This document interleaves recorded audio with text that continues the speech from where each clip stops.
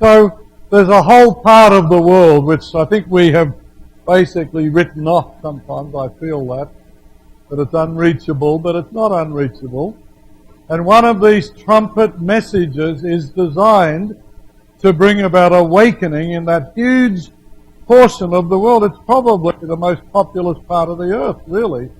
When we think about China and India, and these countries have between them nearly half the world's population. And the number of Christians in these countries is so minimal. So minimal. I know not that long ago I was privileged to visit Morocco. I'd always wanted to go to Morocco, but I made one mistake while I was there. I decided to take a 4-day journey by camel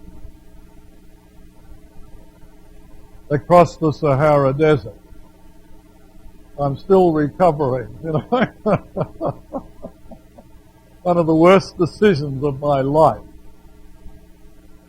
An eye-opening decision, but I always wanted to see the great market system, which they call a souk, in these Muslim countries. So I went into this huge souk.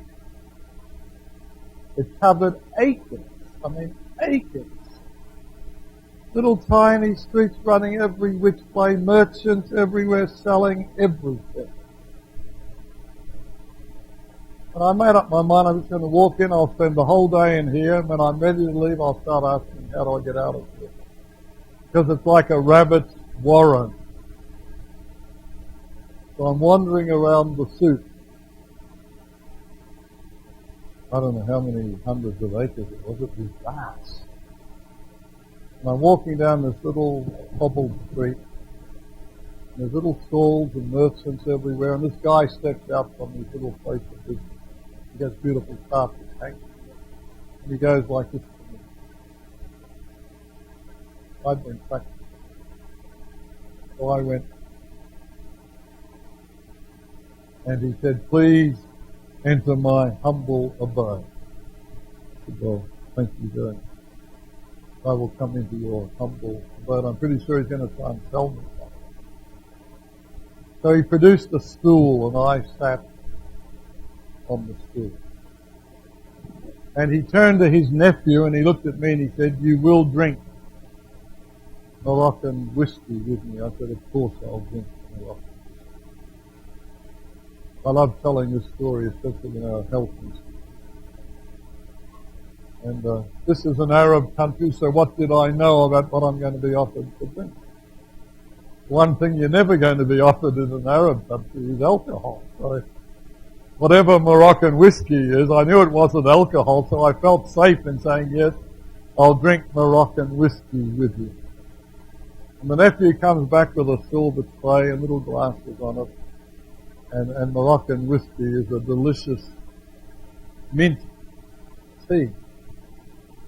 The only thing that's not good about it is they stick a cube of sugar almost as big as those cubes of butter you can buy. The cup's only about this big and they stick a whole cube of sugar which is bigger than the cup. And it slowly melts. And so every time he turned away I would pull out the cube of sugar and hide it under one of his carpets. I say, oh, your sugar's gone. He'd put another one in. I think I had 20 cups of Moroccan whiskey. I said, my goodness, if you could ever get drunk on mint tea, I'd be drunk by now. And the sugar intake was terrible. I'm a very low sugar person myself. Anyway, so that took like an hour to have our drink together. And he said, now we can get down to business. I said, of course we can get down. I'm wondering what he's going to try and tell me. Because I'm limited in terms of what I can carry back to Africa. Yes, speaking French. And people in these countries want to speak English. If possible. He had those both. Anyway, he says to me, I am assuming that you are a Christian. This took me by surprise.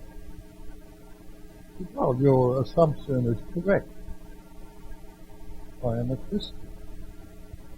He said, because I need to have a very serious discussion with the Christian. He said, I am a Muslim. I said, well, I guessed that you were a Muslim. That wasn't hard to work out. So I said, why do you need to have a discussion with a Christian? He said, because the theory of evolution is making deep inroads into Islam. And just as Christianity has had to process dealing with the theory of evolution, it's causing many Christians to lose confidence in the biblical account of creation, we are now facing the same challenges in Islam. And he said, I don't have the answers to the questions that the theory of evolution is raising. So I said to him, well, I'm not the world's most scientific person, but I have many children that have been through school and have raised these questions about evolution, so I do have quite a few things that I could contribute. He said, so our first session should take 4 hours. I'm trying to calculate how many cups of whiskey I'll have to drink during that time. A 4-hour discussion, continually having these little cups. And then he said, I'll need you to come back for a second session of 4 hours. So I didn't think I could sit with a Muslim and have a 4-hour discussion on arguments in favor of creationism and opposing evolution, but it was one of the most stimulating conversations of my entire life.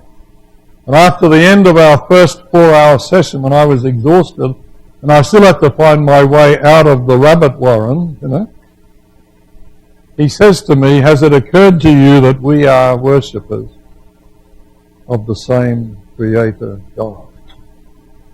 I said, yes, I've been sitting here thinking the same thought, that we are worshippers of the same Creator God. I said, the only difference is that my God is 3, and your God is 1 God. My God is 1 God, but He's 3 in one. He said, I understand that.